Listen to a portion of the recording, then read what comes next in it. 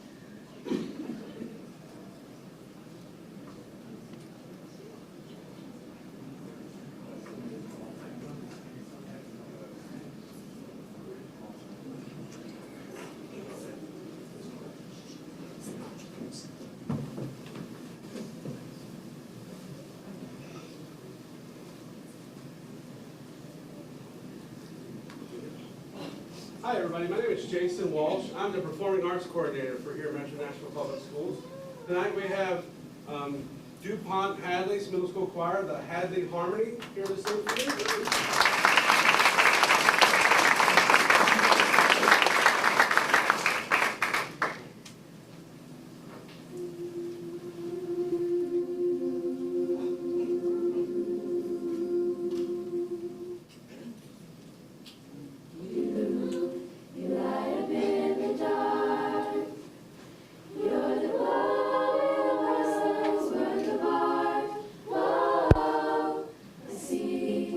I see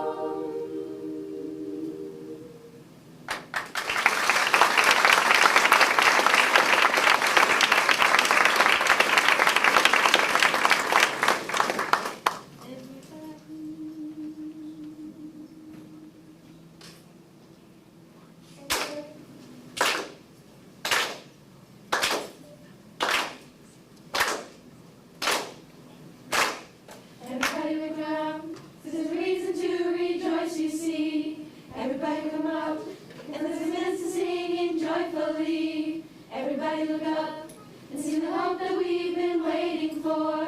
Everybody be glad, because the silent fear and dread is gone. Freedom we see, set our hearts singing so joyfully. Just look about, you owe to yourself to check it out. Can you feel a brand new day? Can you feel a brand new day?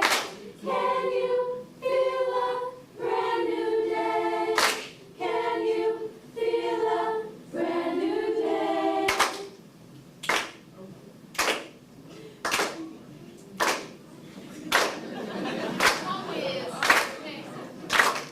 Everybody be glad. Be glad. The sun is shining just for us. Everybody wake up. Wake up. To the morning into happiness. Hello, world. It's like a different way of living now. And thank you, world. We always knew that we'd be free somehow. In harmony, show the world that we've got liberty. It's such a change for us to live so independently. Freedom we see, set our hearts singing so joyfully. Just look about, you owe it to yourself to check it out. Can you feel a brand new day?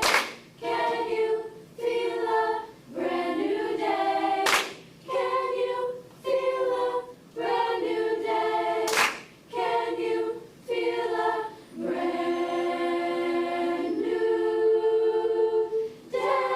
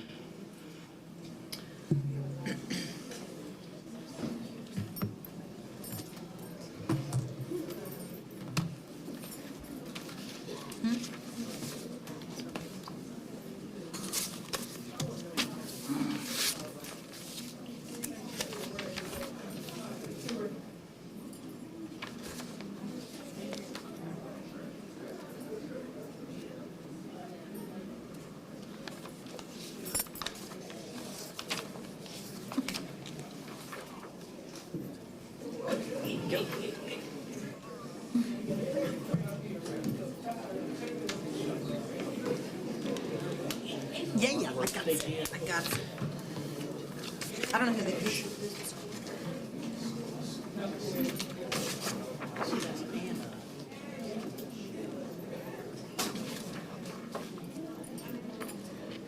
What did it, mine look like this.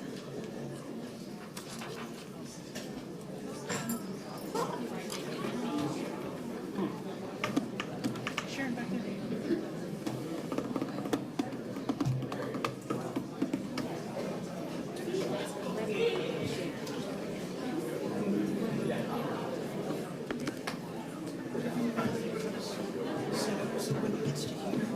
Speaking of peanut butter, for my kids at the daycare. Ask Sharon to say something nice. Sure, do we have? I can't I don't have it. Okay. Where it is. Well, so I know Cameo printed out Sunday. Really like when they start eating. And yes, it really is. I think it's been divvied up. And they're sharing theirs. I think it's been divvied up. Yeah.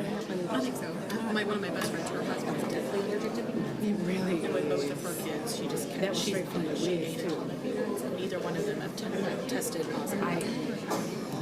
So that there must be some truth in that. I think so. And like I start my kids out at 12 months. And the state, they're so strict on it. See, the things like they put spoonfuls and food with leftovers. Ain't nothing I say.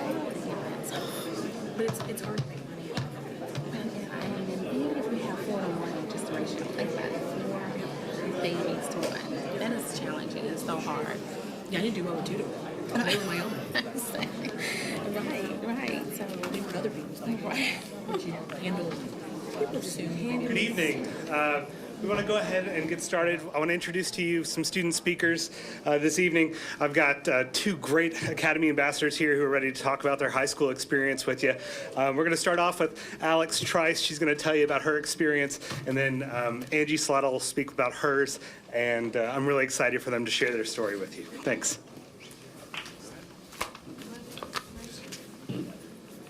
Good evening. Good evening. My name is Alexandria Trice, and I'm a graduating senior with honors at McGavick High School in the CNC Academy of Digital Design and Communication in the pathway of Digital Art and Design, where we learn editing and Photoshop and InDesign and photography. During my time at McGavick, I learned from our principal, Robin Wall, get involved. So for my past 4 years, I've been involved in AVID, which is a college prep program, National Honor Society, National Youth Leadership Forum, National Society of High School Scholars, cheerleading, and Academy Ambassador.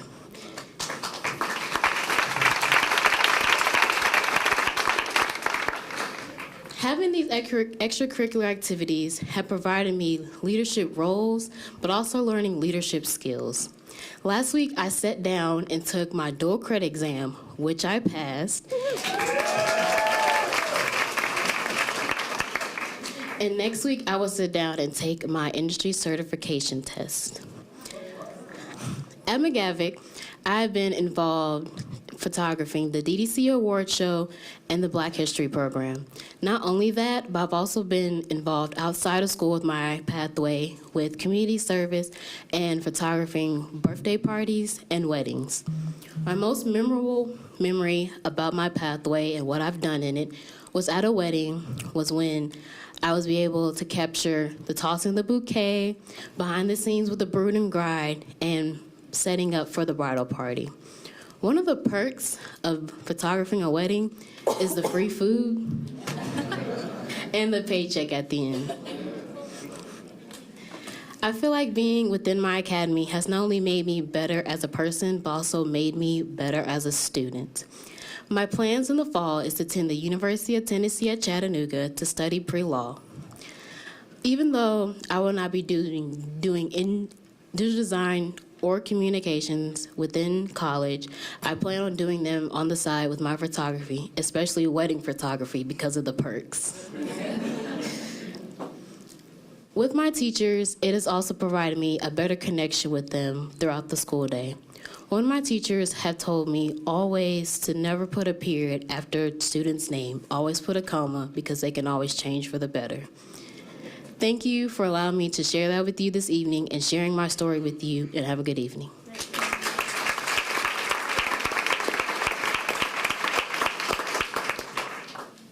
Good evening. Good evening. I am Angie Salata. I'm a graduating senior with distinction in the Aegis Science Corporation Academy of Life Science and Law in the pathway of medical therapeutical services.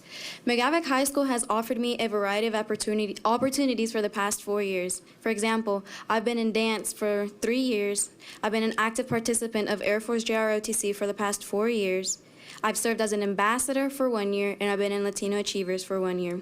These are all opportunities that every student at McGavick is being offered, and if they want to, they can pursue this as well. My academy, though, has offered me a lot of opportunities as well.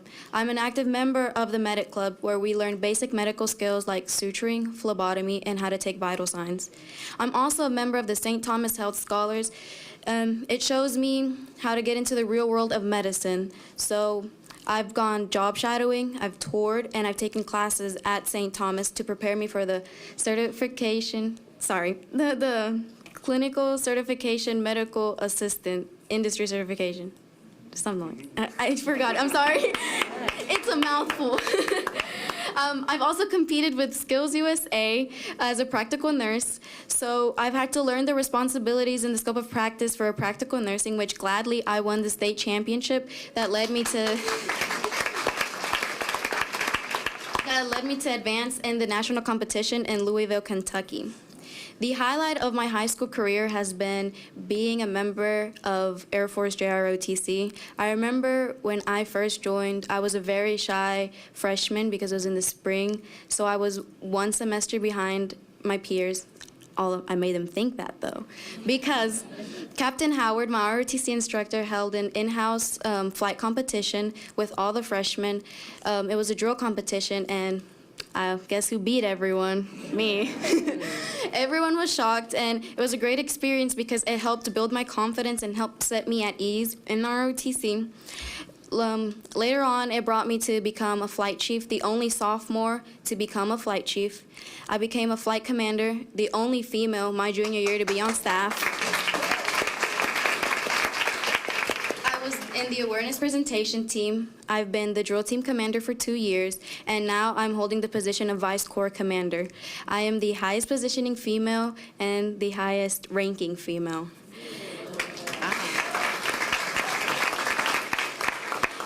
In the fall, I plan to attend the University of Memphis to major in biomedical engineering and minor in dance.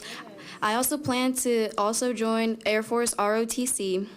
Thank you to my school, my academy, and people like Captain Howard. I'm ready for the next step in my life. I'm ready to take the skills I've learned in my academy and everything that I've learned. Thank you.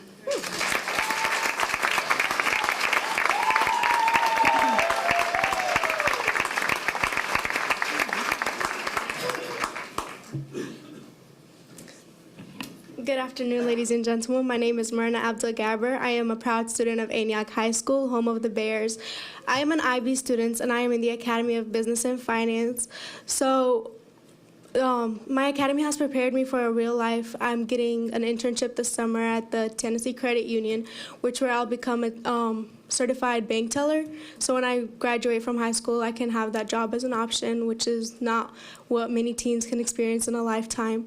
I am also, as mentioned before, an IB student, international baccalaureate student, where if I pass my exams, I have a diploma for college internationally, where many colleges accept.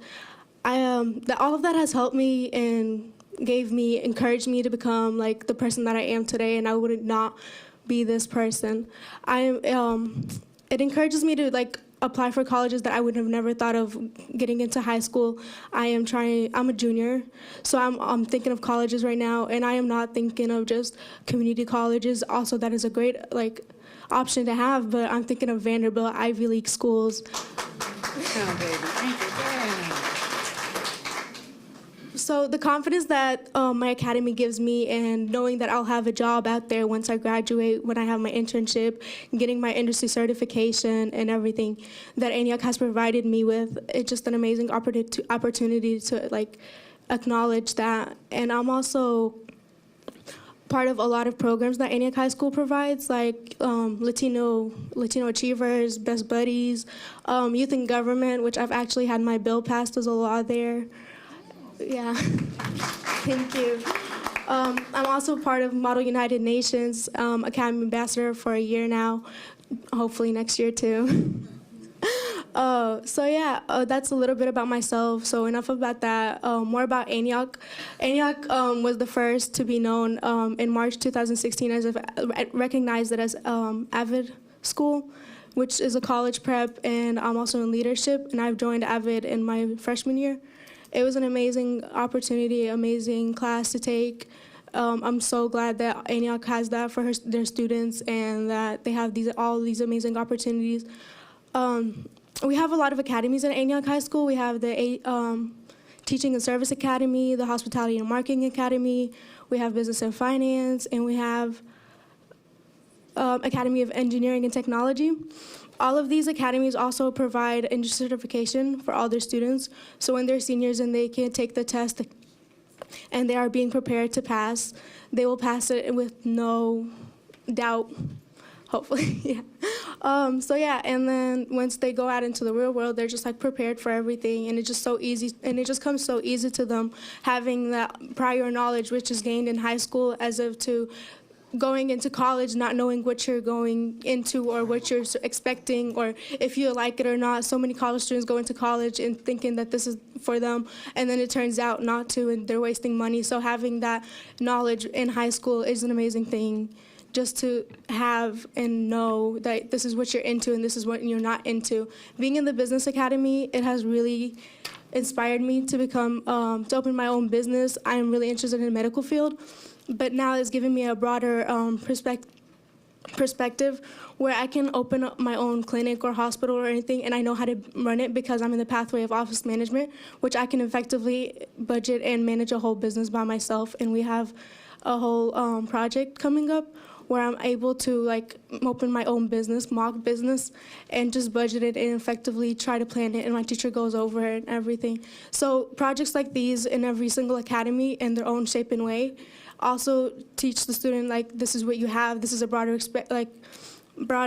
perspective of what you should vaguely like know. If you're focused on something like medical or law, being in the business academy offers you that. You could open your own clinic, hospital, or anything, and just know that you could do it. Not only just that, I want to be in the medical field, I'm just going to be a doctor. No, you could do so much more than that. And that's what the academies are all about. Thank you for your time.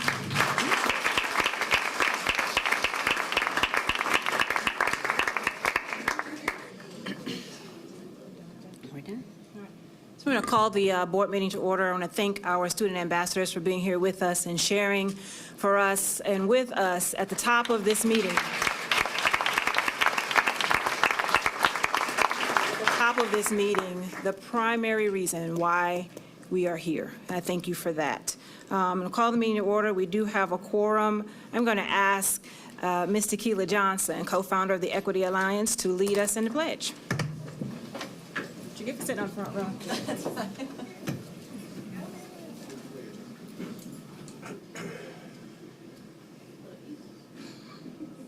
I pledge allegiance to the flag of the United States of America and to the republic for which it stands, one nation, under God, indivisible, with liberty and justice for all.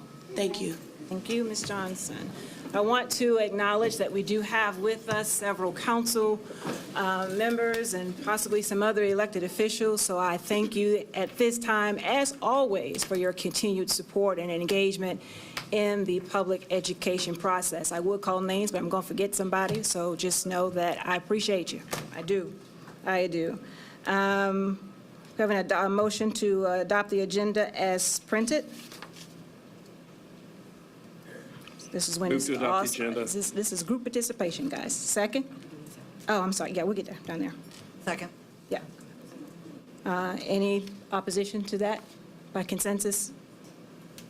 I just want to make sure that I can make my motion. It comes right, as soon as we get to that topic, Ms. Froke, you can make your motion. So I want to go ahead and skip down to section 2 for just a second to do the, and the good news is with DuPont Hadley and JT Moore. So I think that's JT Moore is yours, Ms. Walker.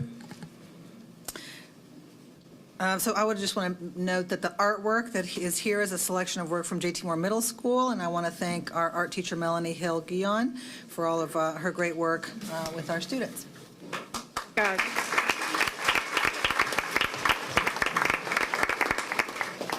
And we also heard from the DuPont Hadley Middle School Choir. The Hadley Harmony is a 16 points. I'm going to start over.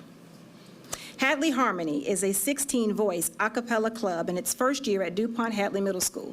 Members are in the 6th, 7th, and 8th grades. Students rehearse once a week for 45 minutes.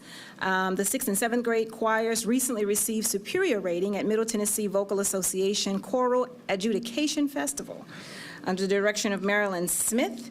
She was CMA Music Teacher of Excellence in 2015. She's been on staff at Headley since 2017. She's been working with MNPS since 1999 with a bachelor's degree of music from Michigan State and a master's of music from the Juilliard School.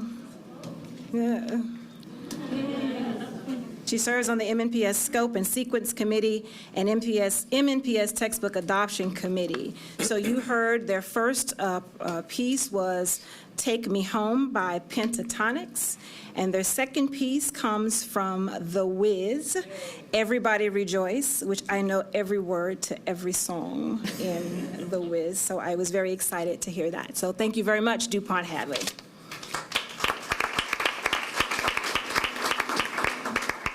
So we're going to go into item E on our agenda, the termination of our current director's contract. I'll let Ms. Frog make her motion before I move forward. Thank you. So I would like to make a motion to hire independent counsel, and I am moving to hire Dave Garrison, a partner at Barrett, Johnston, Martin, and Garrison, who specializes in labor and employment law. His rate and hours would be similar to those that I quoted last week. At this point, our attorney, Corey Harkey, has recused herself from contract negotiations, and her boss, John Cooper of Metro Legal, has stepped in to work with the board. In law school, we have ethics classes on whether there is enough separation within a law firm between attorneys to avoid a conflict of interest when one attorney is conflicted off a case and another attorney in the same practice steps in. Metro Legal works closely with the director on legal matters. The director is the point person for all legal matters up until the time they reach the board. While John Cooper's role may be more removed than Corey's, it's still problematic to allow Metro Legal to handle these negotiations. Metro Legal also works closely with the mayor, who has taken a public stance in support of the director, and this is another conflict. Also, I'd like to note that although Ms. Harkey has recused herself, we are still working with both Ms. Harkey and Mr. Cooper on negotiations, so there appears to be no real wall at this point at all. Every attorney with whom I've spoken agrees that this is the wisest way to move forward with independent counsel that has no prior relationship with either the board or the director. And I'm also asking for the full board and not just the chair to manage contract negotiations from here on out. The board did not formally authorize the chair to enter into negotiations, and the only way we move forward with consensus is when we, as a full board, take a vote. We never took a vote on this. So I'm asking us all to move forward with independent legal representation that works directly with the full board. My goal here is not to slow down the process, but to ensure that we are not negligent in our duties. If we hire independent legal counsel, we can meet with our new attorney quickly and call a special meeting to resolve this as soon as possible. And I think we would be remiss if we do not take every step to protect taxpayer dollars. So I would like to move that we hire Dave Garrison as independent counsel to help us with contract negotiations.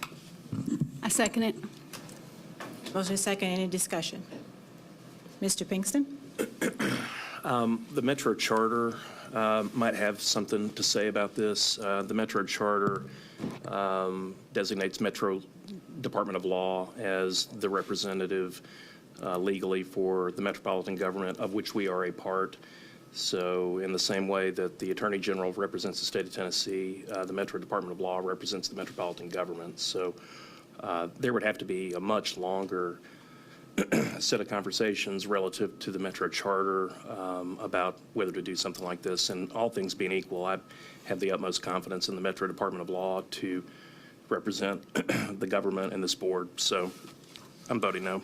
And I would ask everyone, when you give your comments, to speak directly into the mic. We have several interpreters that are here, and they can't hear us to be able to translate the information to their constituency.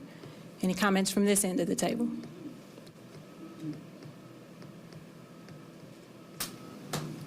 Any other comments?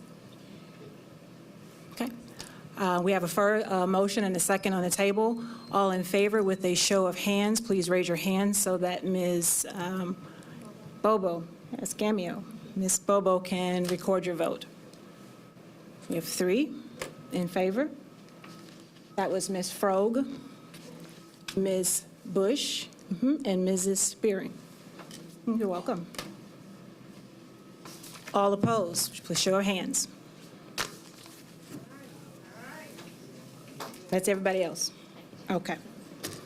So I will now go ahead and share the current term sheet. So we did have an executive session earlier today, and where I appreciate the concern, and I think had it been raised, and maybe when we did Dr. Register's contract, I would have less of a problem with it or concern. If we had raised it when we entered into the contract, it would not come across in the way that it seems to be coming across, and I don't suspect that there's any malintent. I do appreciate the research and the information that Ms. Froge shared. I just think that we just need to decide whether we're going to change policies for consistency's sake going forward, which is always an option, to consider how we want to do business unilaterally and fairly, regardless of who sits in this seat or who sits in this seat. So moving forward with sharing, so as I was saying earlier, we had an executive session to review the terms that were shared. And so I'm going to try to share as much information as I can. You guys just raise your hand if I'm saying something I shouldn't be saying, Mr. Cooper. So just to help the public to understand how we got here. So when it was decided as part of Dr. Joseph's decision to separate his relationship with Nashville Public Schools, I think he reached out to his attorney. His attorney reached out to the mayor's office, who then appointed Metro Legal to enter into those negotiations with Dr. Joseph's attorney. At that point, as Corey Harkey pointed out, as being a regular member that engages with us as a board, she's grown to love and like us so much that she didn't want there to be an appearance of a conflict of interest, so she recused herself from those conversations with Chuck Cagle's office. And so at that point, Mr. Cooper stepped in. Her supervisor. Huh? Her supervisor. Her supervisor. Mr. Cooper is Corey Harkey's. Thank you. Corey Harkey's super. Just keep it coming. However, whatever. And so as they had conversation, so it started off with an agreement being presented to MNPS, to Metro, shared with me. I gave pushback on certain things. We tried to get to a point where there was something that I believe was mutually palatable and fair to all parties involved. So I do want to say, prior to sharing these terms, that I can see where it is possible that there could be some concern, but I want you to be assured that my sole purpose, whenever I have taken this seat, is to do what's best for the district, for the students, and for the board. Nothing bigger, nothing smaller than that. So here are the terms as they have been agreed upon at this point between the legal parties.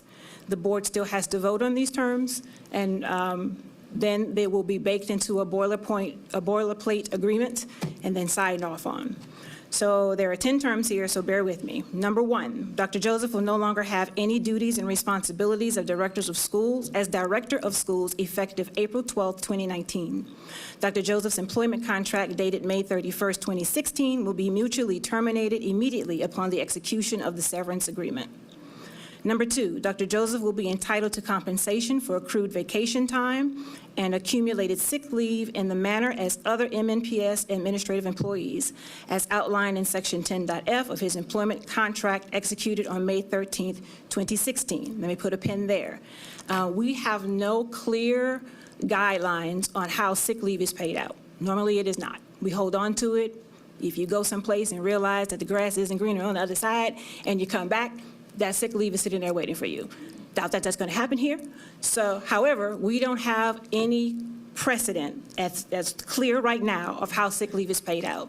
Mr. Cooper's office is going to do some research on that with previous directors whose contracts have been terminated and see how they were paid out. If they were not paid out, it will not be paid out in this agreement. Number 3, Dr. Joesph will continue to receive his current salary payable biweekly minus applicable payroll deductions through July 31st of 2019.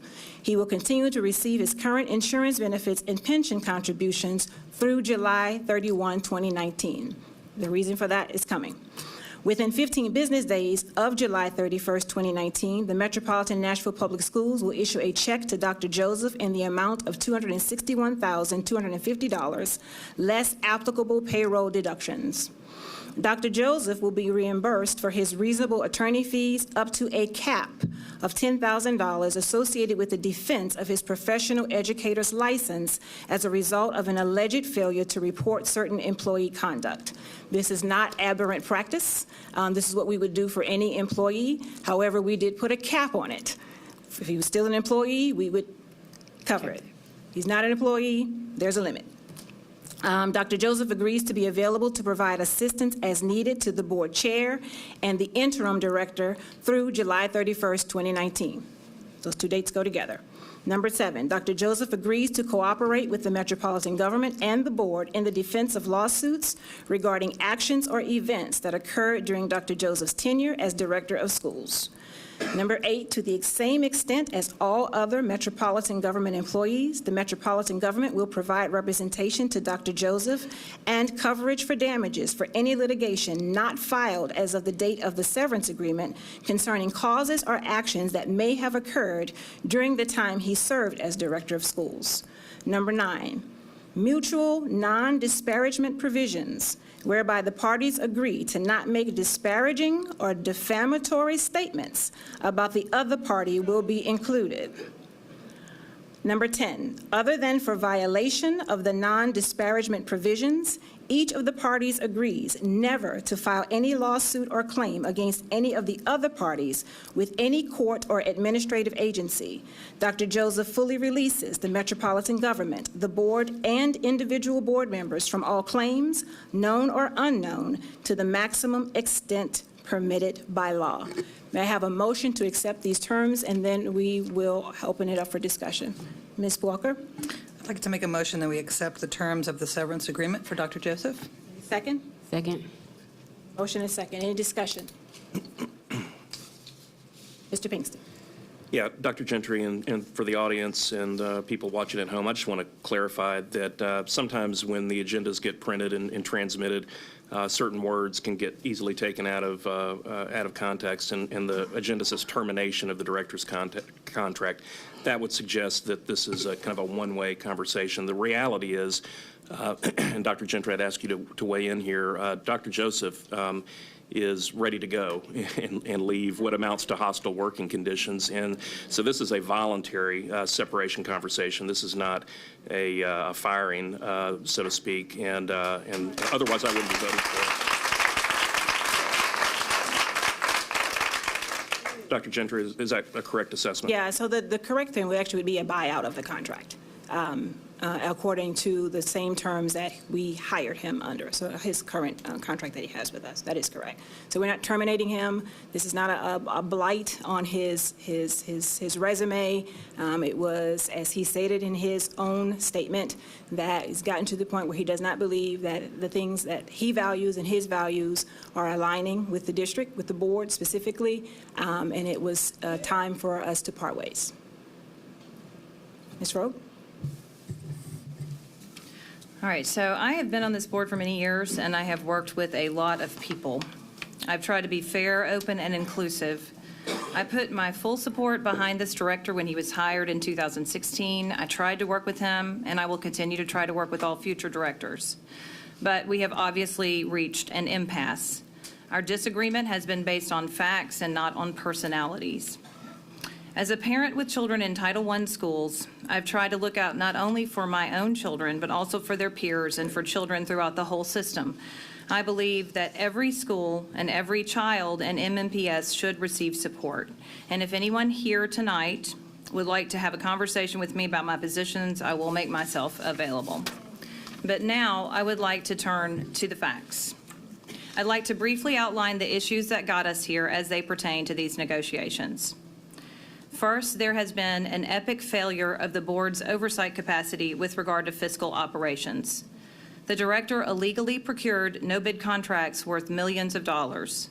He misled the board in doing so, and the money went to a company operated by the director's friends. Now, at least $1.5 million is unaccounted for. Dr. Joesph violated state law at least 5 times to put these no-bid contracts in place. He also violated board policy. In fact, the director admitted violating state law in writing, which constitutes cause to fire him without any additional pay under his contract. Second, the budget this year and last year has been a mess. It demonstrates a major failure as an employer. Third, the director has repeatedly and intentionally violated board policy, often to put in place no-bid contracts with friends. The director has failed to comply with proper purchasing procedures by not engaging in competitive bidding, by paying vendors without a contract in place, and by spending over $100,000 without the required board approval. The number of unauthorized purchases has skyrocketed under the director's leadership, increasing over 7-fold during his first year from approximately $300,000 to $2.3 million. When I called a policy governance meeting to discuss these problems, the director chose not to attend, but then continued to violate board policy. Fourth, employee morale is at an all-time low, not because I said so, but because the law firm where the mayor was once a partner said so. The law firm also concluded that Dr. Joesph was engaging in, quote, unconscionable actions by paying certain employees off the salary scale. Fifth, there has been an epic failure to protect our school's limited resources since every day this director invites more liability. We are now facing potential liability in the millions as lawsuits against the district continue to mount. Only last week, yet another sexual harassment lawsuit was filed, and like all of the other recent lawsuits against our district, it was filed by a person of color. There are allegations that the director knew about and turned a blind eye to sexual harassment in the district. Sixth, the State Board of Education has recommended a 1-year suspension of the director's license for failure to report numerous teacher misconduct cases to the state, which is a violation of state law. The State Board is expected to finalize this recommendation next month, and the director cannot work here without a license. Finally, none of this is helping children. The number of priority schools here has more than doubled under this director's watch, ballooning to 21. Achievement gaps remain substantial and are not closing. Proficiency levels in nearly every MNPS high school have dropped, and only about a quarter of MNPS students read proficiently on grade level. According to the state report card, MNPS has an overall student growth level of 1 out of 5, the lowest possible growth level for the 2017-18 school year. Could we just ask, I'm going to be very respectful to our crowd. I could ask the chair to please, so I can finish reading. I want to call a Y'all point please of order. allow, I got this. Okay. I got this. Please. Could you all please allow Ms. Froeg to continue? There will be opportunities for others to speak as well. Oh, there will. All right, according to the state report card, MNPS has an overall student growth level of 1 out of 5, the lowest possible growth level for the 2017-18 school year. Metro schools also earned the lowest possible growth score of 1 in every single subject area, math, science, and social studies, except English language arts, in which Metro schools earned a 2 out of 5. The state report card also indicates that academic achievement is poor. Only 27.4% of students are performing on grade level, and our achievement levels have decreased in math, English language arts, and science since 2017. The state report card also shows that our chronic absenteeism rate has increased, our dropout rate has increased, and our graduation rate has decreased. It's clear that Nashville has not kept pace with other districts, including Memphis City Schools. Our board has cumulatively rated Dr. Joseph's performance a 2.0 out of 5, which translates to needs improvement. In fact, Dr. Joesph rated himself a 2 in excelling in reading and math and a 2 in closing the achievement gap. The director has admitted to violating state law in procuring contracts, which has caused to terminate his contract without pay. He has repeatedly and intentionally violated board policy, which has also caused to terminate his contract without pay. He has violated Section 6 of his contract, Board Director Relationships and Communication, by hiring an attorney to write an opinion targeting some board members, which the director then widely disseminated in his weekly memo and elsewhere. and he has violated the Little Hatch Act, a federal and state law, by meddling in multiple elections. Under these circumstances, I think that it would be wrong to pay the director more money. If the board chooses to give the director more money, we must be clear, we will not be paying the director under his current contract, which contains no provision to terminate without cause and pay out the remainder of his contract. Because the director's contract does not contain a provision for termination with pay, we must instead reach an agreement to create an entirely new contract to give him more money for not working. Is this what our taxpayers want? Yeah. And a chronically, excuse me. Let her finish, please, guys. Thank you. In a chronically underfunded school district, I think it's important to remember how much this payout would buy. My children attend a school with over 70% free and reduced lunch students, and this school had to scramble to write a grant this year to put on a spring play. We had limited costumes and we had limited sets. This buyout would cover about somewhere in the vicinity of 30 plays for low-income schools next year. It would cover the salaries of approximately 7 new teachers. It would net us 4 new social workers for the district. It would cover endless school supplies and substantially contribute to our textbook shortage. And so I am not in favor of supporting this buyout. Thank you. Any other comments? Yes.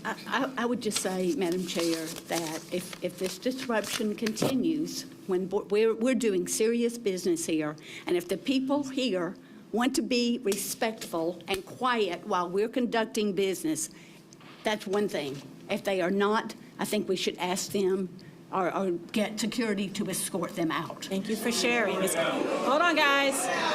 Shh, please, please. We need you here. We do not need to empty this room. And if you don't mind, Madam Chair. Ms. Butts. Thank you. So I would like to provide a little bit of context and start back from when I ran for school board, before we had a Dr. Joesph here, when we had been a year and a half, almost 2 years without a director. We were sitting with an interim. The board at that time engaged in a contract with Dr. Joesph. I understand that to some it may have seemed quick, but for many of us, we were waiting to get a director because we were in the middle of an election season. I know many people were excited about it, but the things that are outlined in his contract were negotiated by the board at that time. That was in 2016. That's the first point I'd like to make. I'd also like to kind of level set for everyone and explain to you that as a board, it is our job to oversee and manage the director. As we've said many different times, there's a difference between being someone's manager and being someone's boss. And I think for a long time, we have tried to be his boss and tried to make him do things when we disagreed, either philosophically or ideologically. And really, we should have just been managing him and kind of helping to see where his blind spots were. I don't personally believe that throwing out any number of allegations or accusations is holding the director accountable. We did not hold the director accountable because we did not do our part. It was our job to review the contracts. It was our job to follow up with Metro Legal if there were issues with contracts. It was our job to question the director, to make suggestions if we had a question about a contract or a decision, and we didn't do that. It was our job to provide next steps if we did have questions, and very rarely did we ever engage in that. So very often, from my point of view, some of my colleagues, no, as a board, I think we just did not do a good job of bringing in a question to the board floor, to the director, asking for next steps and looking for an action plan. In my job, and any job that I've ever had, that's what a manager would do for me. If they saw something that they didn't agree with, they would offer me feedback, they would give me an evaluation, and they would look for me to do better in the future. We have never done that. So I think it's been very polarizing both on the board floor and in the community, because there are some people who wrap their heads around that, and there are some who wrap their heads around a different narrative. And I think a lot about what it means to be a friend. And I don't mean to be a friend of Dr. Joesph. I mean, when we talk about bringing your friends along to do work with you, in any professional capacity, you do learn other people in the profession. As an educator, in the nonprofit space, whatever job I do, I meet other professionals. And when I see that they do a good job, I tap them in for other work.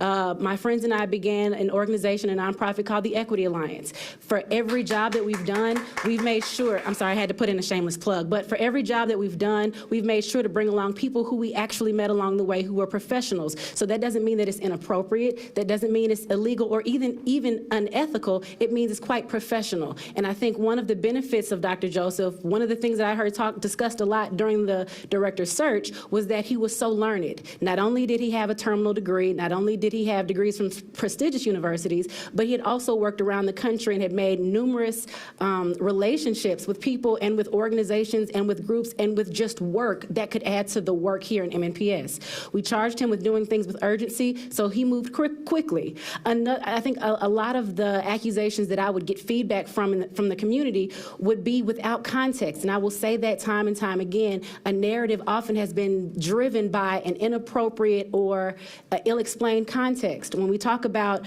unauthorized purchase requests, one of those requests for $2 million was for us to pay the substitute bus drivers and teachers. That was not that he was out, throwing money in the air. We had been in a contract since before he even got to the district, and we were late paying the invoices, not by any fault of his own, but on things that had happened before he got here. So I think he's been blamed for a lot of systemic issues or a lot of long-term issues. I will say time and time again without shame that I'm a product of MNPS. I was a teacher in MNPS, and now I'm proud to sit on the board of MNPS. But we haven't done our job because there was a culture of fear when I was 5. There was a culture of fear when I was 15. There was a culture of fear when I was 25. I left the district because my school became a priority school, even though we were a level 5, and that's very subjective also. I mean, again, we were a level 5 school, and we were put on the priority list. So in my mind, those levels don't mean as much as the students in the buildings do. We should be way more focused on their experiences. So when I think I've been very flustered over the past maybe 6 months because I will say time and time again, Nashville has not had the hard conversations around race and everything that comes with it. So when we voice concerns around the culture of Nashville or the culture of MNPS, that's not to say that board members should not be able to question the director. Definitely question him, question anyone who sits at this table. We should definitely be questioning, but we should be following up with feedback and supports, and that's something that we didn't do. So it's been frustrating to hear that, to continue to have this race discussion where African Americans are almost pitted against one another. I will say again, we are not a monolith. We are not a monolith. So there may be African Americans, better yet, there are probably several African Americans in the district who have had different issues. That's been the case forever because they are professionals. They are entitled to be frustrated with their principal or to need more resources or to want to be paid more money. But again, I don't think that that should discourage the idea that those issues were here before a black man got here. So I am frustrated by the laying of these frustrations at his feet because, again, I taught under a culture of fear, and I was taught under a culture of fear. That's not to dismiss it or to say that we shouldn't try to fix it, but when we are under-resourced and we've only had 2.5 years with this man, how could we assume that we would make the strides we really wanted to? Mr. Pinkston?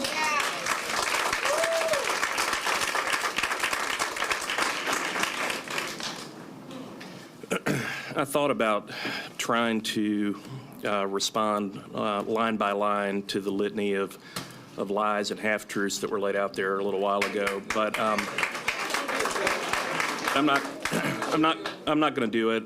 What I'm going to say is I've sat in this boardroom for the past year, some meetings more than others, and listened to individual board members attack administrators in the school system, attack Dr. Joesph. And I would not feel good about myself if I didn't leave this room before saying, Dr. Joesph is a good man. Yeah.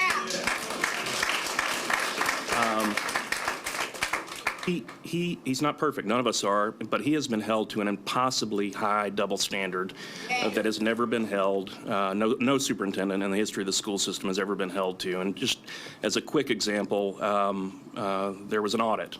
Great.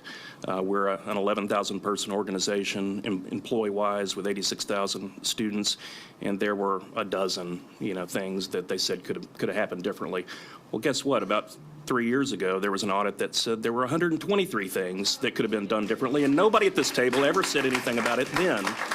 but only now, was there some sort of issue. And I concur with Ms. Buggs to an extent that the board can always do a better job, but what's happened over the past year is completely out of order and out of line and out of morality. And I wish him well, and he's going to move on to do great things. And I think we ought to be sorry that we're losing that talent and that leadership.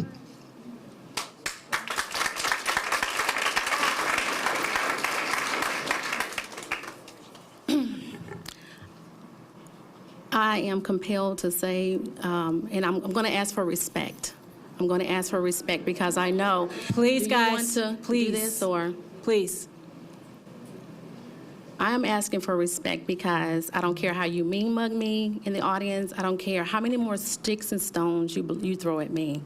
I understand that this has been a race war in this city. I am simply disturbed by some of the board members who have had a very personal relationship with Dr. Joesph and yet turned a blind eye to what was really, really right. Our teachers and our students were suffering, and they are suffering. And I want to know where the rallies are around them. I want to know where NAACP is around them. When our little one, when I'm going to talk, when our first through third graders don't have any support because Dr. Joesph decided to fire 87 of our reading recovery teachers. Where was your support around those students who lie in dormant because they didn't have any support? Where were you? Where were you?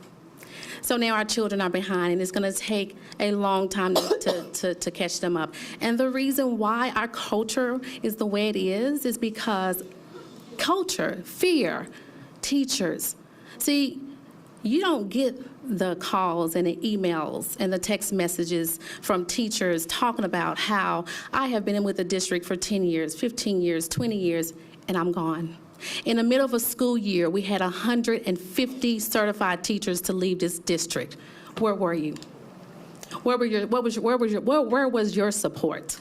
That's what I want to know, behind the teachers and the 86,000 students who needed you. It's not about one person. It's never been about one person. And when you make it about one person, it doesn't work. It doesn't work because it will come to an end, because at the end of the day, it's about our children and it's about our teachers. Yeah, I'm black and I have been attacked by my own community. Has it been nice? No. My children have been attacked. And children off limits. But that's okay. You can call me whatever name you want. It was about standing up for these teachers, and it was about standing up for these students. So at the end of the day, I can sleep at night. I can, because I'm doing the right thing. It's not about one person. It's about 86,000 children and 8,000, maybe I'm a little off on employees, maybe a little bit more, I'm sure. But the point of it is that, how many? 11, I'm sorry. So it's about them. So it's okay. You can continue to throw the sticks and stones at me. It doesn't bother me because my skin is even thicker. It is, because I'm doing the right thing by these children and by these teachers. And when it comes to my 5 African-American boys, I have taught them nothing but courage and to stand up for what they believe in, even when it's uncomfortable. And that's what I've done. It's not about the color of their skin. I've always taught my boys it's about the content of their character. And Dr. Joesph did not realize that he had every ability to come in this district and do very well. And he failed to do that. And you can laugh, you can chuckle, it does not bother me. I told you my skin's a lot thicker now because I'm doing the right thing by these children and by the teachers. So there you have it from me, because you've done it too long. And now you're going to hear from me. It's okay. Continue to throw sticks and stones at me. It doesn't bother me anymore because it's about doing the right thing for these children. And I never seen you all rally around the kind of money we've lost in the district. Where were you? Where were you? $1.5 million. I'm here. All right, guys. Need to control them. I'm here. I'm going to ask that you just allow her to wrap this up so we can move forward with the agenda. So where was I? I was here on this board fighting for the children and fighting for the teachers and doing the right thing. That's where I was, right here. And I'm going to continue to do my job. And I'm going to do it with integrity, and I'm going to do it with poise and professionalism, because it's not about you and one man. It is about our children. Thank you. All righty, thank you very much. Dr. Gentry, can we call the question, We please? will. So we have a motion and we'll call for the question. If there are any other comments? We have a motion and a second on the floor. So just want to be very clear on what we're voting on. The terms as have been shared. This vote is to allow these terms to be placed into a boilerplate severance agreement with clarification around the sick leave clause here based on either previous practice. If we don't have a previous practice of paying out sick leave as a result of a severance, we will not be paying out the sick leave as a part of this agreement. So I have a motion and a second. All in favor of accepting the terms as they have been outlined? May I have a show of hands? Comments. Can we make comments? We just did those comments. No, not You got comments. more? I want to have a question. I just want to, before we signed this on Friday, I assume, we had some discussion about needing to fill out the non-disparagement provision, et cetera. That's in the boilerplate. Okay, so we will be able to fill out any information that we feel is not reflected clearly in this document before it is signed, You'll be able to give correct? feedback. Okay, but we'll be able to vote as a board, correct?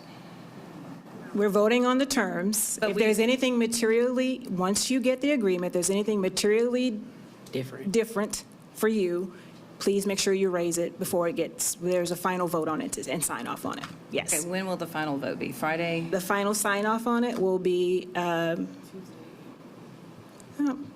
we can do a special call meeting on Tuesday. We just need to do this soon. Okay. All in favor of the terms as outlined here? May I show of hands, please? You want to guess? Okay, got 5. All opposed? We got 3. Thank you very much. And I want to especially thank Mr. Cooper and Ms. Harkey for the energy and time that you've placed into this, and thank you very much. All right, we got good. Hey, look, it's time for public participation. Okay. All right, the board will hear from those persons who have requested to appear at this board meeting in the interest of time. It's in here twice. I'll read it twice. In the interest of time, speakers are requested to limit remarks to 3 minutes or less. At the end of 3 minutes, you will hear that sound. Comments will be timed. So we have first Mr. Lucas Leverett. Are you in the house? And you make your way to the mic. If not, everybody else, please look at the monitors. Come to the podium in that order. We've got Ms. Robinson, Representative Love, Kelly Watlingren. First come, first serve. Come on, Mr. Love. Representative Love, let's go.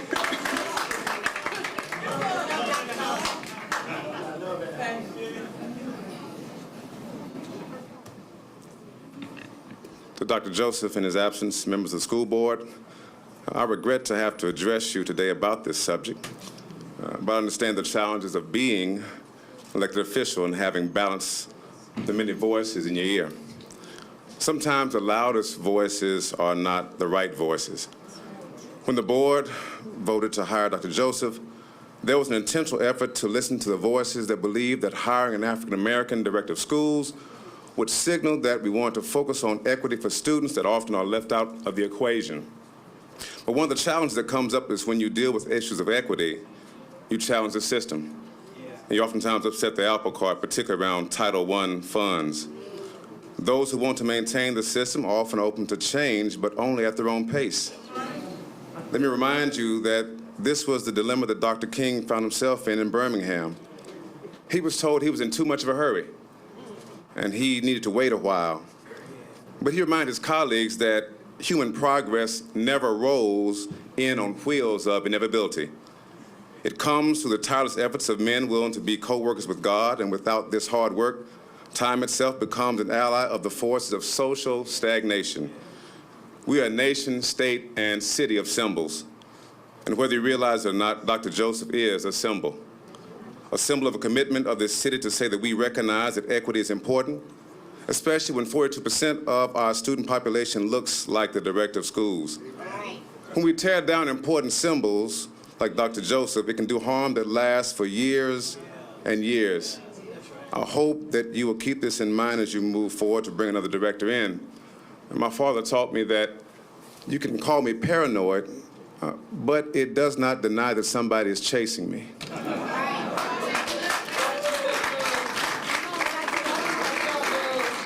And so I simply would remind you with my remaining moments that the chains of oppression can often be too weak to be felt until they're too strong to be broken. Thank you for your time.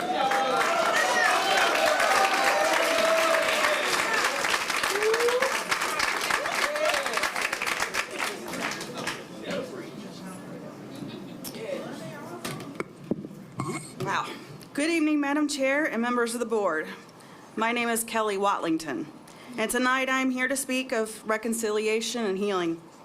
There's been a lot of ugliness in our district as of late. Much has emanated from what goes on in this very room. It would be all too easy to allow it to continue. But tonight I ask that every single person lay down their past hurts, because we have big business ahead of us. In all the drama that has unfolded, it seems that we have all assigned people to sides, when in reality we have more in common than we realize. Everyone here can agree that we love our children. It is time to build on that common ground as we face two monumental tasks. First, fully funding our schools. It is time that we as parents, board members, and teachers stand together and demand our city to fully fund our budget. I know some of you are afraid to ask for big money. There's one lesson I have learned in life that continues to be useful. It is this: you never know until you ask. There are bound to be plenty of no's, but there will be plenty more yeses than you ever dreamt. I also know some are concerned about setting our teachers up for disappointment. Teachers are not new to this game. They realize that asking isn't always getting. Will teachers be disappointed and frustrated if they don't get what they ask? Sure, they are human after all. What will matter at the end of the day, regardless, is knowing that they were heard and worth going to bat for. Demanding full funding also tells our children that they are a priority and worth fighting for. The second task before us will be finding a new director. It is my hope that you as a board will invite parents and teachers to the table of who is to step up to the plate. I do know that many of us hope this individual has a tie to Metro schools. We need someone who knows the particular challenges of this district and what it can bring. We need an individual who listens to teachers and parents and who will unite all of us for the main goal of educating every child in this city. There are some tough conversations to be had, but as a parent, I am standing here tonight to tell you that I am ready to roll up my sleeves, get my hands dirty. I am here putting any past slights aside to work with every single person in this room to do what has to be done for our children. Will you join me? Thank you.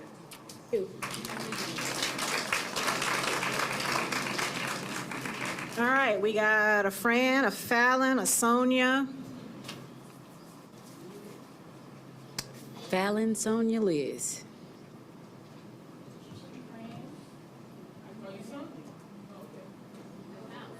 Come on. Good evening. Good evening.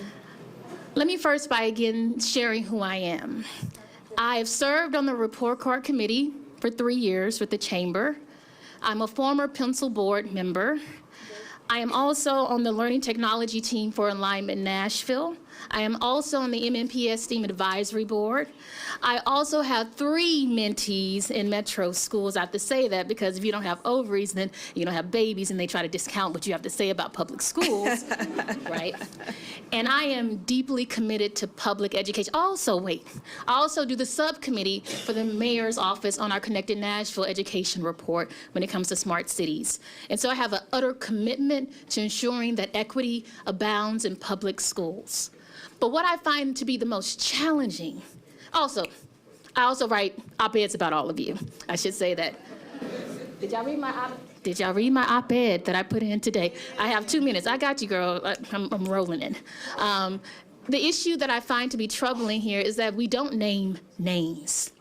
I appreciate you, Christian, for saying that we as a board have not done our job collectively to ensure the efficiencies of Metro public schools. And that is not just Dr. Joesph, But I believe that you have to name the names, primarily because they're not in here at this very moment as democratically, right? We voted, constituency voted for them to be here, but they have stepped out.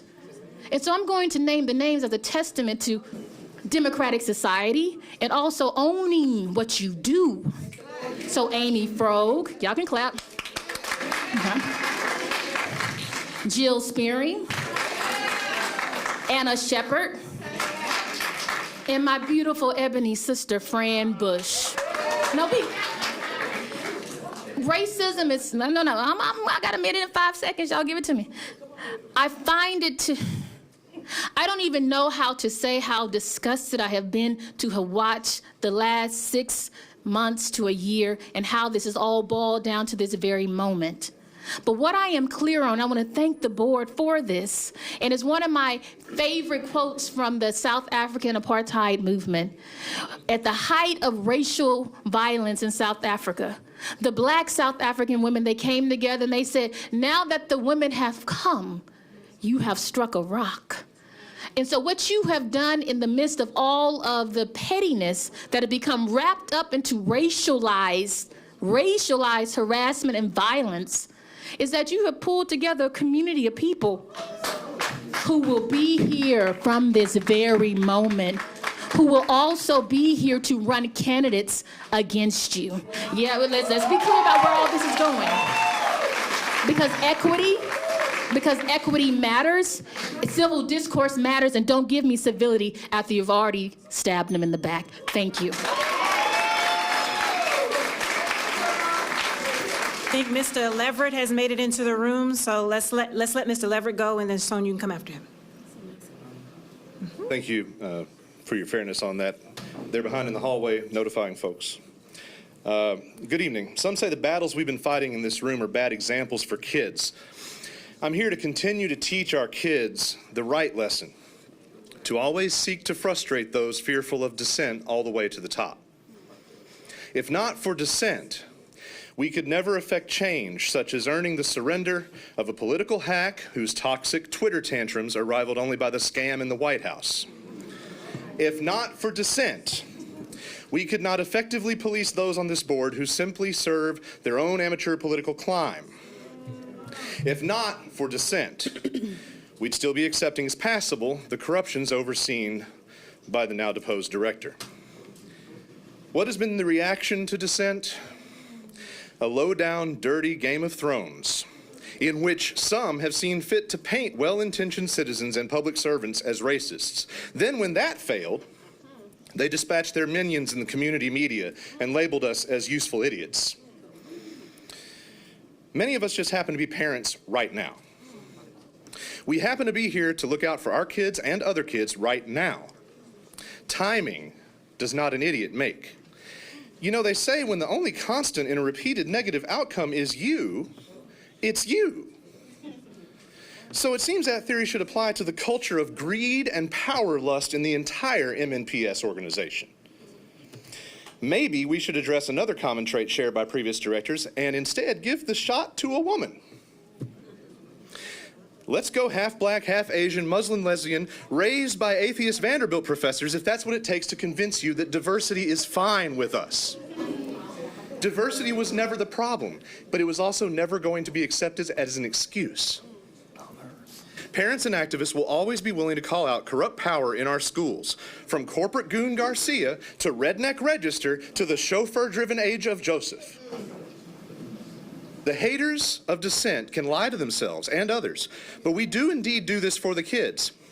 So now we have the search for a new director, while teacher pay stagnates and while the average Nashvilleian struggles to pay for housing. How many teachers' salaries will you blow on another ridiculous search, maybe 2 searches? How long will you ignore the excessive salaries and bloated structures at the top of MNPS? I challenge this board to turn your incomprehensible organizational chart around, burn it to the ground, start over, and hire folks that are in it for the education of young people and not the size of their paycheck. You know, kind of like teachers.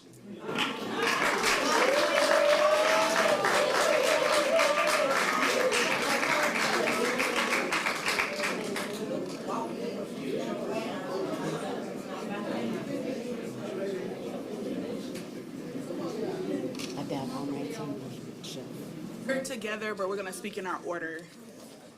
Oh, okay. Y'all all here listed individually, though? You're listed individually. Oh, okay, yeah, cool. All right, bring it. Good evening, Chair. Good evening, board members. My name is Deanna Fairbanks. 90% of my time that I resided in Nashville, I resided in the 37208 zip code. I currently reside in 37115 as of now. But I'm standing here with Nashville Propel. Propel stands for Parents Requiring Our Public Education System to Lead. We are parents who empower parents to demand an excellent education for all children. We are parents who know that our school system should be providing excellent quality education at every school and in every community. We are parents who are tired of having to rely on the Russian roulette lottery system to determine whether or not our children get the excellent education they deserve. And if the child is not selected or if they're waitlisted, then that means that some children are forced into their neighborhood zoned schools, which are failing and on the priority list. I'm a parent who exercised my option to enroll both of my children into lottery schools. I was lucky. They got into the schools that I applied for them. But what about the children who don't get in? What about the children whose families can't afford another option? Where does that leave them? We are demanding that families are never put in that horrible predicament again. I am just one parent who represents hundreds of other parents that we've surveyed and spoken to who feel the same way, and that number will climb into the thousands as we reach even more parents who feel the same way and who are ready to demand better for our children's education. Thank you so much for your time.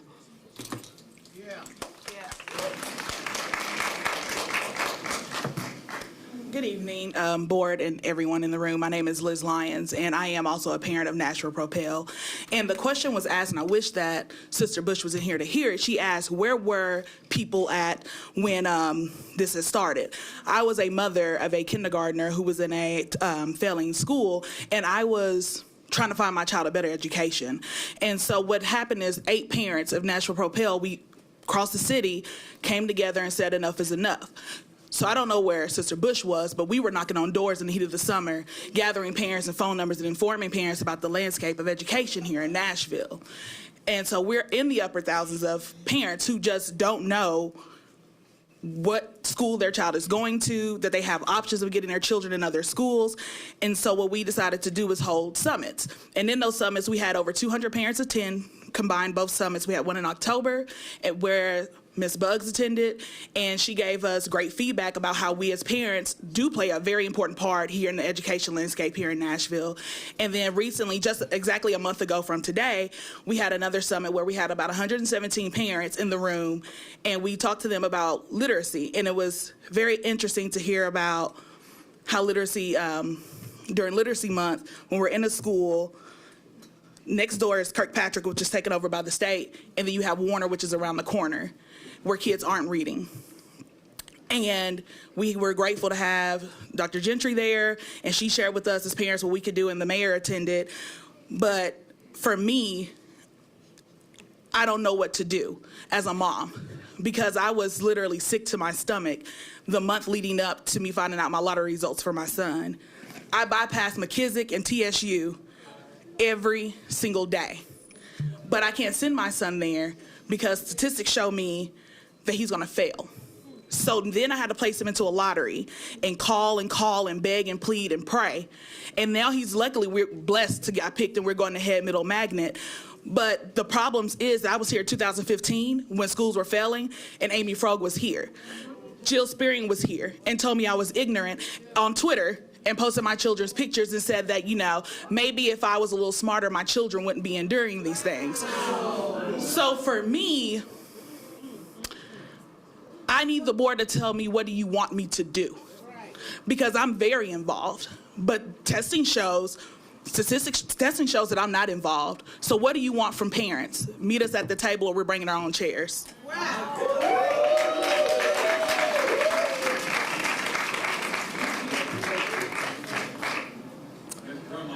Good evening, Chair and Board. My name is Sonia Thomas. I am a member of Nashville Propel. I live in District 3.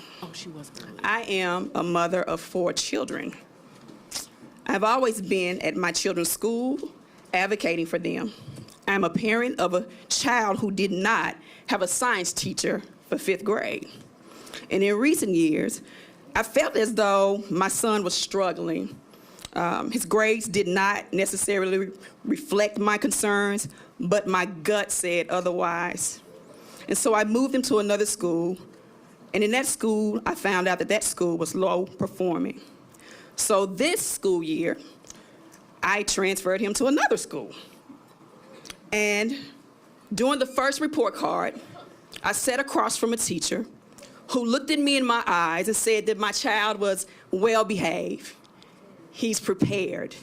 He's on task. But he reads at a second grade reading level in the 7th grade. All that time, I thought that my son was not giving effort, and I thought that something was wrong with him. He's not perfect. He's a good boy. But come to find out, he was doing his best and he was working hard. But all along, he was going to schools where he wasn't getting what he needed to get. Let me tell you what keeps me up all night. There are thousands of children like that in this district. Their parents don't know that their children are not doing as well as they thought. So here we are on the brink of Tennessee Ready. And our school board seems or appears to be incapable of focusing on the people who matter most.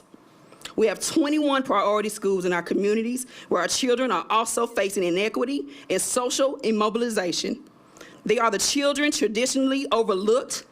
They receive the least, and they are not included in the city's vision for prosperity. You all are failing our children, and everyone knows it. Our children are suffering. It's not their fault.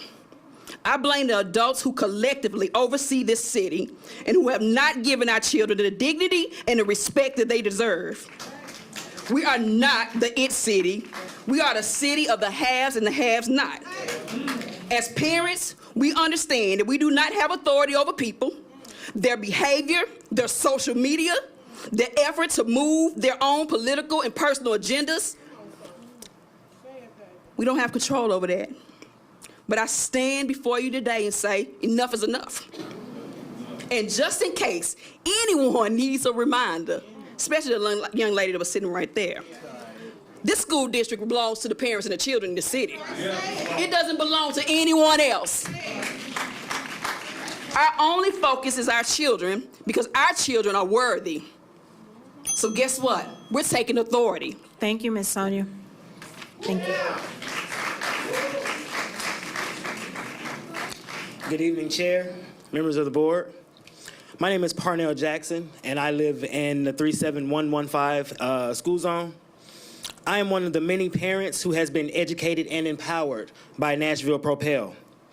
I'm a proud father of a 16-year-old daughter who is a junior at McGavick High School and a 4-year-old son who's a pre-K student at Amqui Elementary.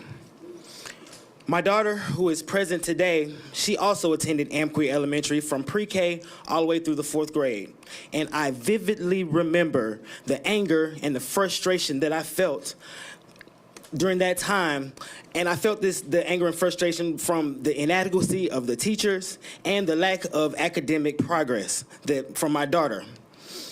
When my son was born and it came time for him to begin his journey into school, I had a great deal of anxiety about him attending this particular school.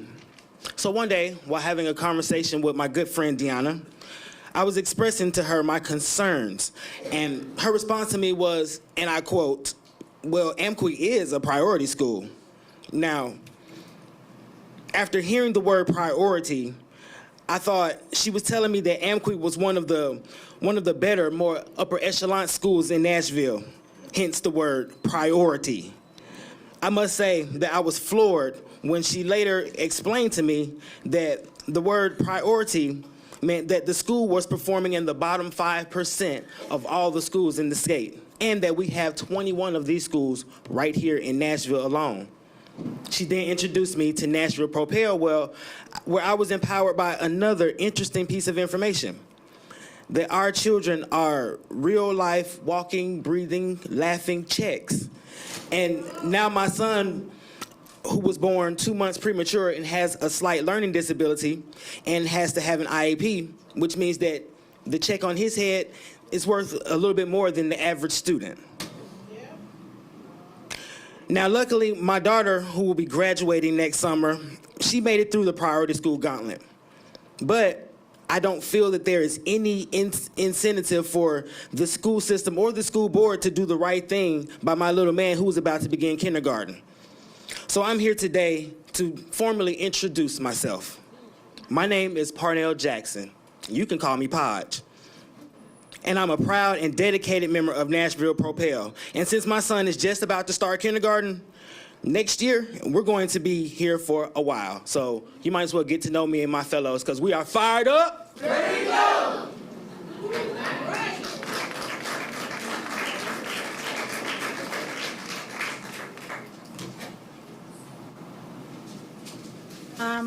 Hi, my name is Golden Calix. Yes, I have 3 girls. My big girl, this month has 13 years. My twin is 10 years. My English is a little bit, I need a translator. Lo que es la ironía de la vida. The irony of life.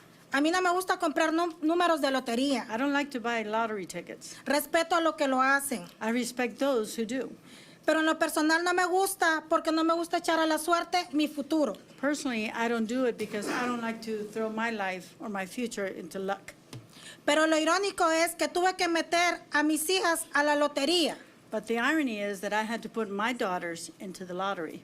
Para ver si tenían suerte de evitar a que no fueran a una escuela de prioridad. To see if they could be lucky enough to not go to a priority school. ¿Ustedes creen que sea justo eso? You think that's right? Is that just?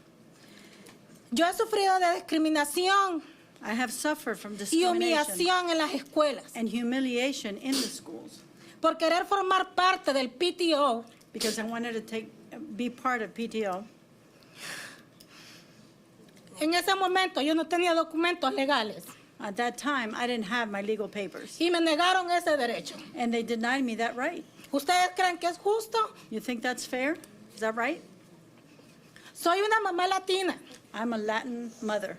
Y estoy aquí por todos los latinos y por todos los papás. And I'm here for all the Latin Hispanic parents. Estamos cansados de escuchar la misma versión todo el tiempo. We're tired to hear the same version, same story all the time. Que lean 30 minutos, mis hijas leen 40 minutos de todos los días. For them to read for 30 minutes. Well, my daughters read 40 minutes every day. Que ellas no pueden proceder con la lectura, ¿por qué? Porque tienen 2 lenguajes. Eso es estúpido. And they tell me, oh, your children can't advance in their reading because they're bilingual. Well, that's stupid. Yo me pregunto y les pregunto a ustedes. I ask myself and I ask you. Con todo respeto. With all due respect. ¿Por qué están en ese puesto? Why are you in that position?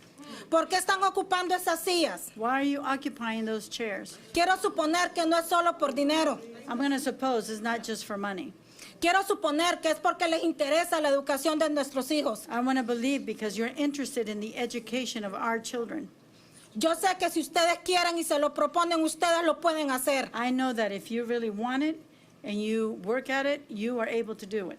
Nosotros hemos andado tocando de puerta en puerta y hemos escuchado muchas historias de los papás.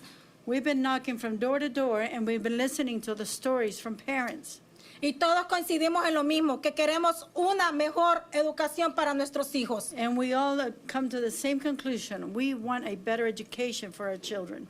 Cada vez que se levanten, piensen, ¿por qué están en esa silla? Every morning you get up, think, why are you sitting in that chair? Y ayuda de papás los tienen ayuda de papás. You have support from the parents. Simplemente necesitamos que hagan un cambio y que hagan su trabajo. Yo hago el mío en mi casa, hagan el de ustedes. Es lo que yo les pido. Muchas gracias. We just simply need a change. We all need to do our jobs. I do my job at home. You need to do your job here.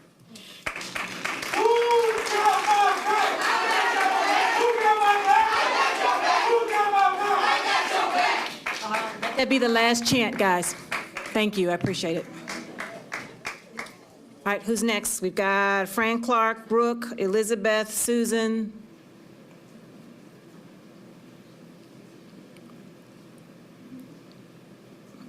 It's a race to the finish. Nope, that's you.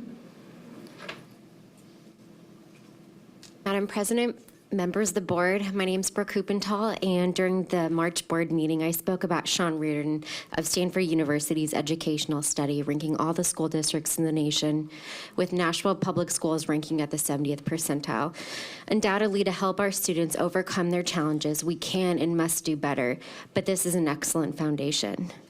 So what about our nation's top school districts? The data suggests that they did an incredible job of engaging parents, motivating students, and supporting teachers. I have a chart here showing the importance of the district's relationship with parents. The bottom line on this chart shows the average school district where only 24% of parents grade the quality of their child's school district as a grade A school. It also shows the school district which had the highest academic gains in the nation, where 75% parents graded their child's school an A at the top line. I'm confident that Nashville Public Schools are above the national average. Our academic gains showed in the Reardon study would strongly suggest that this is so. It's time for us to start our journey. The top school district in the nation took 20 years to climb to the top, and I'm confident that we can get there even faster. I would also like to publicly thank Nicole Reed with her assistance regarding my public record requests, and I'm going to continue to work with her to gather the additional detailed data in order to compare MPNS with the districts on the graph. Thank you for your time.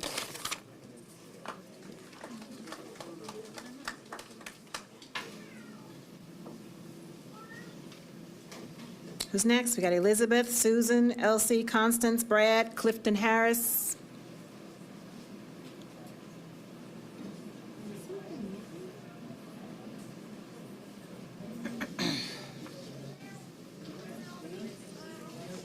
Mr. Rayson, you can come to the podium, please.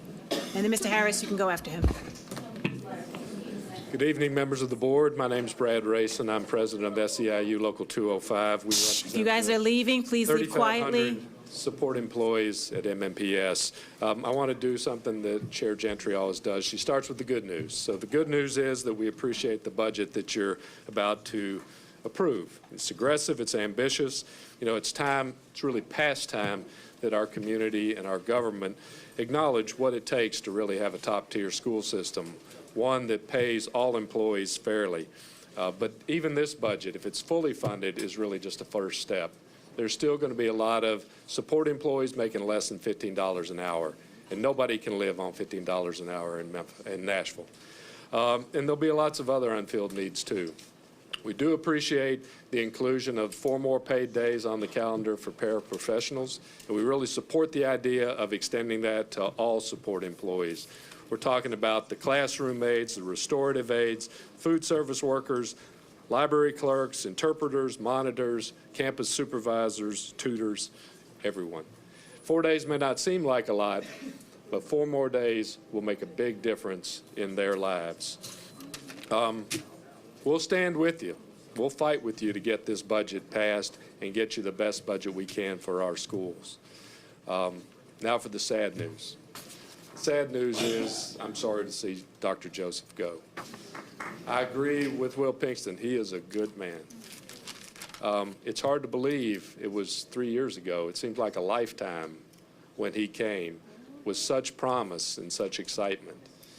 And I think about the difference that he has made to me personally, to our union, and to our members. You know, I've heard a lot of characterizations about Dr. Joesph, but our experience has been one that's been positive. It's been collaborative, and it's been respectful.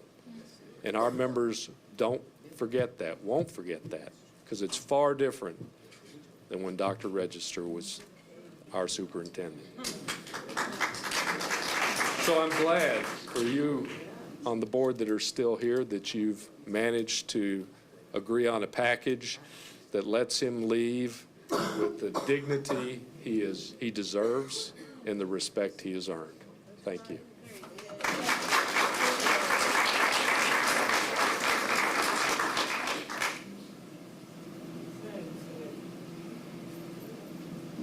Good evening, Madam Chair, board members. Let me begin by saying that I'm truly disappointed that board members who sat here just a moment ago and asked for our respect disrespected us and walked out of the room.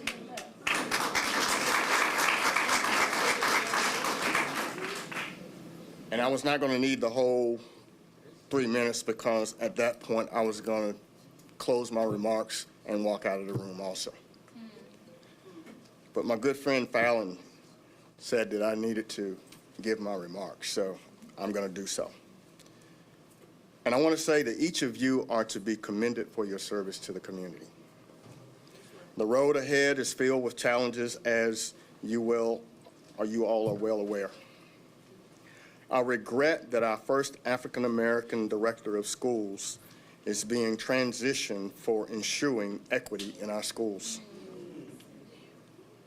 If we are to have a ready labor workforce, which is what our corporate partners are asking for, we must ensure that the bells of equity rings loud and clear at the end of the day of each school day.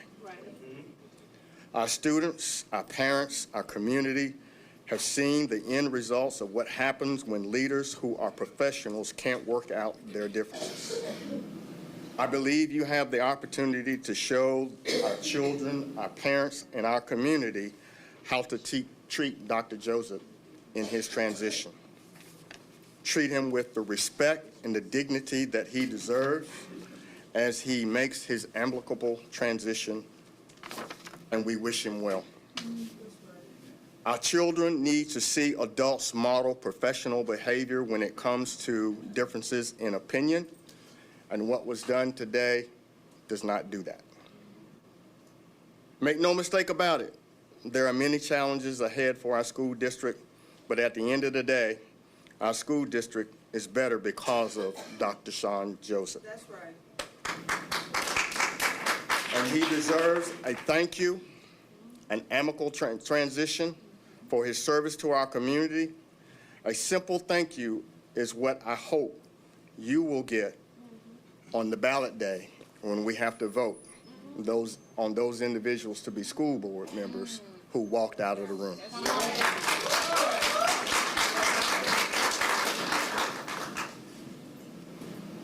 Good evening. My name is Keith Caldwell. I'm the president of the Nashville branch of the NAACP. And I'm here today concerning the consent decree. So in 2008, the school rezoned our schools, which amounted to a resegregation. And I filed a complaint with the Office of Civil Rights, U.S. Department of Education, that put Metro Nashville Public Schools under a consent decree. So this year, that consent decree is lifted. Now, that provided $3 million in additional funding to the Pearl Cone clusters that was to directly address issues with economic poverty. Now, if this school board does not continue when the federal government lifts this decree, Pearl Cone will lose 23 teachers, social, emotional guidance counselors. McKissick is a priority school. It will lose many teachers and social emotional coaches. So we're saying, does this school board plan to continue to fund those school districts that are experiencing economic poverty? Now, just because the federal government has lifted you out from it, it's still the right thing to do. So we'd just like to know, as a community, will you continue to support that? And my second point is, in response to where has the NAACP been? We were with Brown versus the Board of Education in '54. We have been here the whole time, and we're continuing to work with other groups to ensure that. So the consent decree said that there was racist impact. So why would we be naive to think that racism doesn't continue to color our reality, not only from the White House, but the venom that is spewed from the White House reaches our state level, and it's part of this conversation right here. And to say it doesn't exist really allows it to operate in anonymity. So we know that the racism is here. And we know that we have to be mature enough to face it and to deal with it. I really appreciate the comments that have been made, Will Pinkston, and I hate that you are resigning, but I understand why, because history will record this school board, and they will know who were supportive of our schools and our director and who were vitriolic and practiced Jim Crow politics.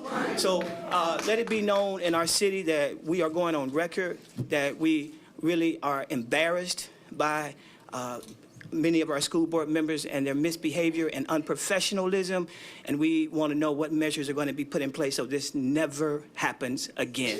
Thank you.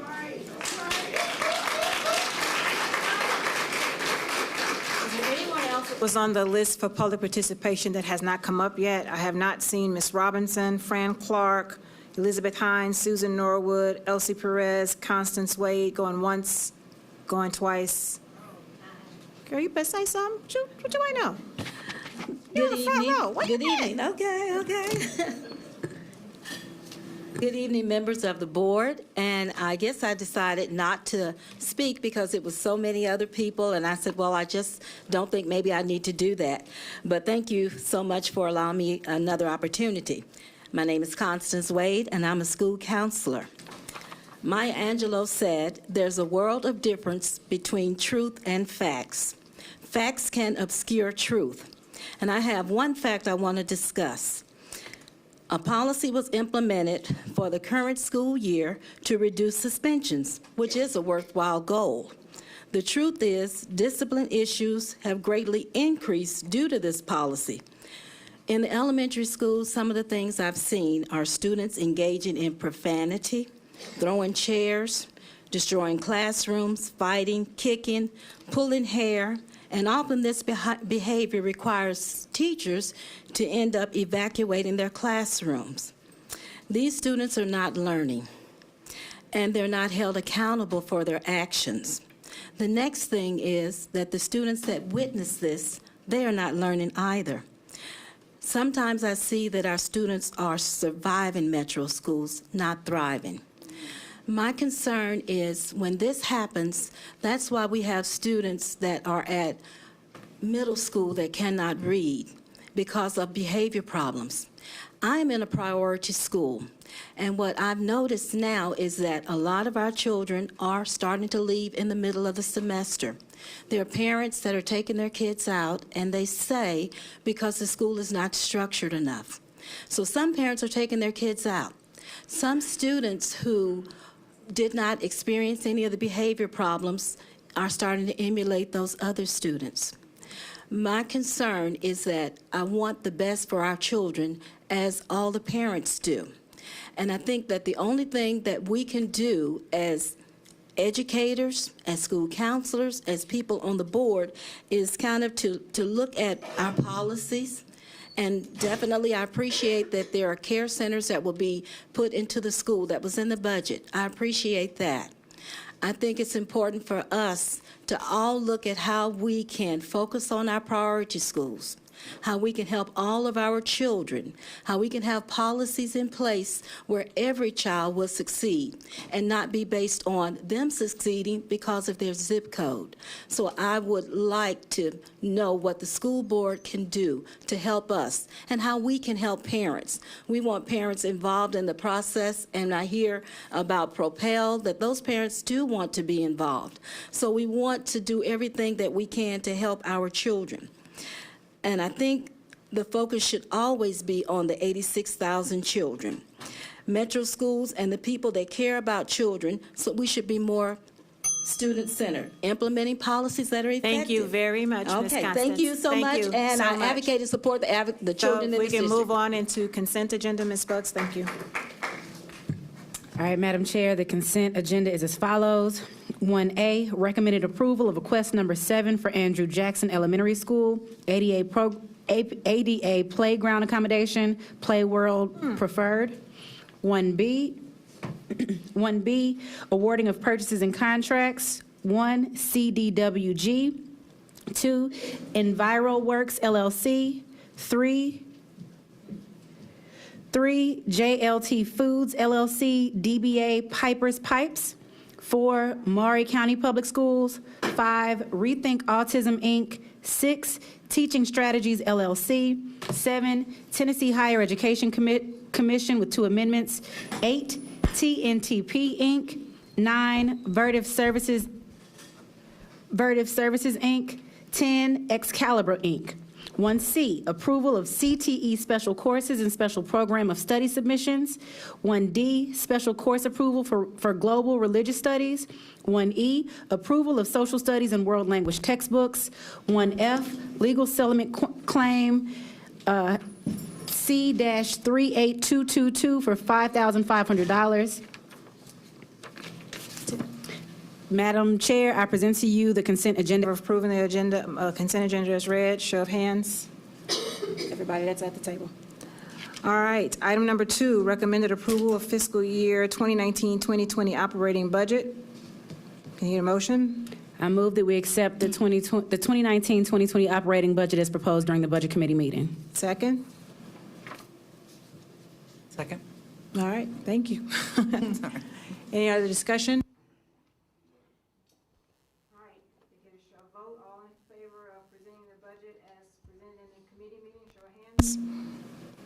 That's everybody?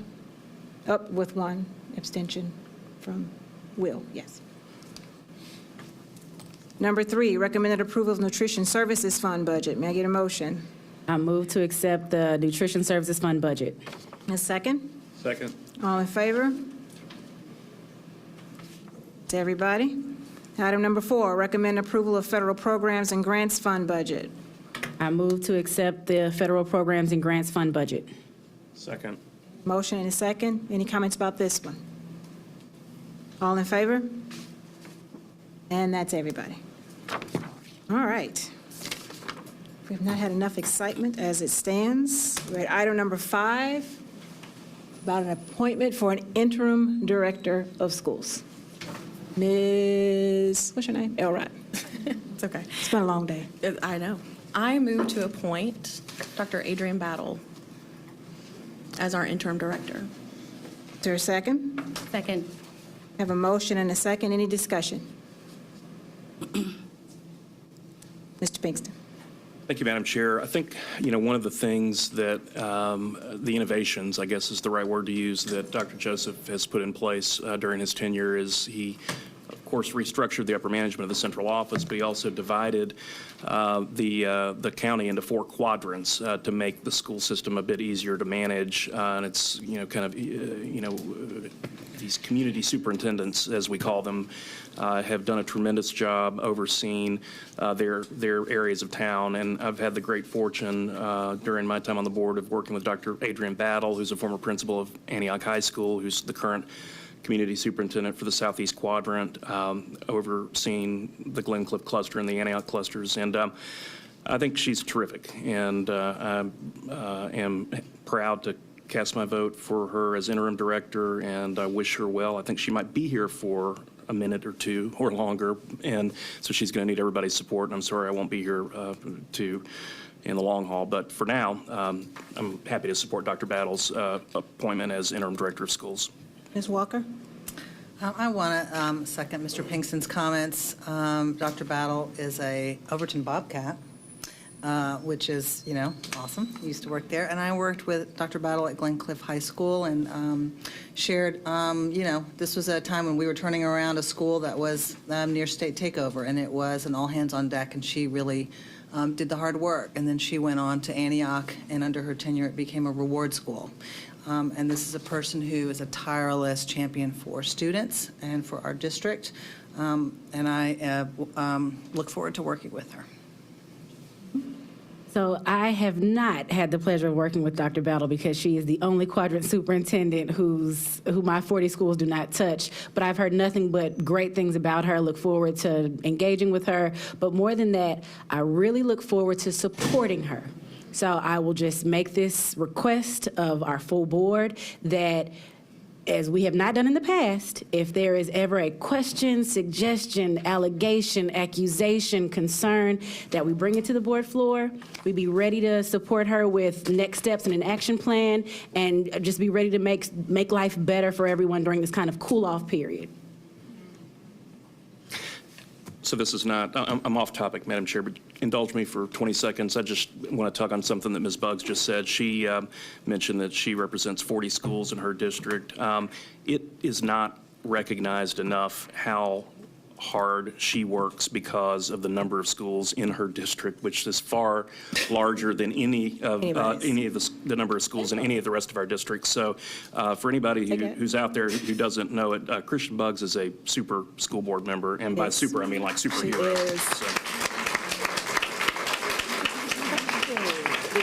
She is. That's the best 20 seconds you spent in a lifetime. I've got 11 schools in my district for perspective. Is that why you're always inviting us to happy hour? Because you're no, That's right. That's right. Anything else? Anyone else wants to say? Ms. Bush? As they've already spoken about Adrian Battle, Dr. Battle, I have worked closely with Dr. Battle in the Antioch and Cambridge cluster. And I will tell you, Dr. Battle, not only does she listen, she knows how to analyze, and she knows how to execute. I have worked with her on some very hard things that I've given her to help me with, and she has done an amazing job. I know she'll do the same as our interim. And just to mention, she is our very first female and African-American female running as our intern. How about that? All right. Dr. Battle, could you please stand?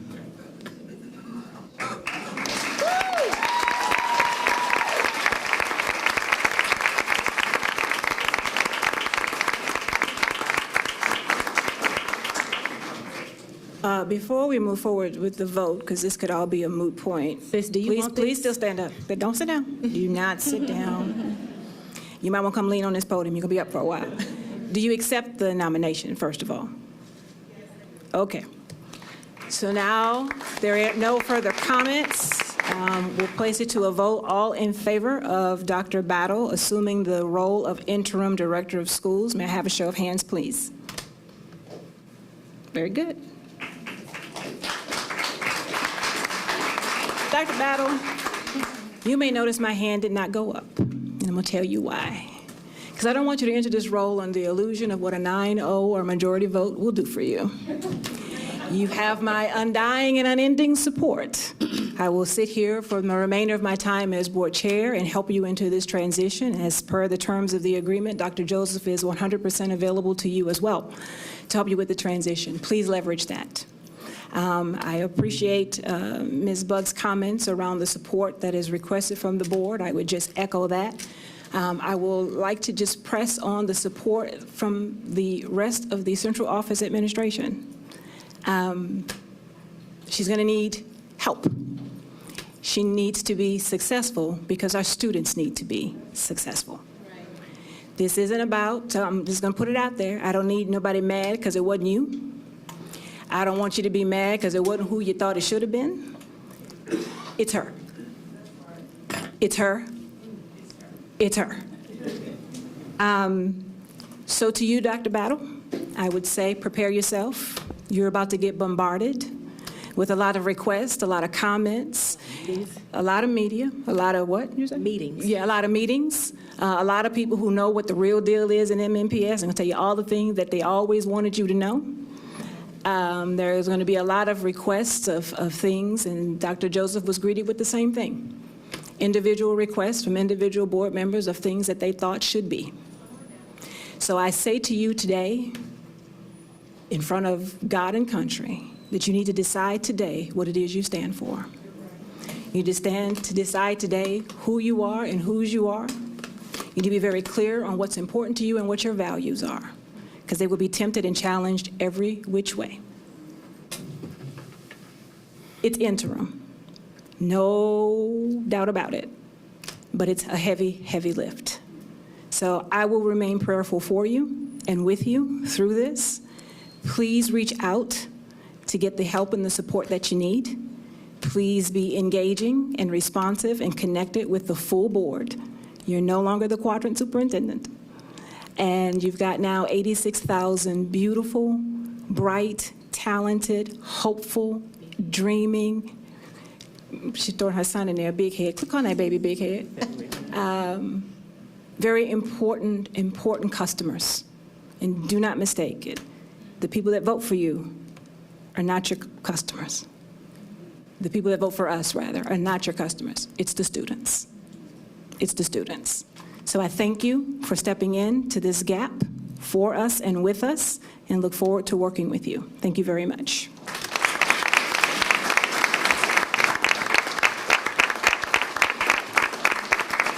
Are there any announcements? Oh, yeah.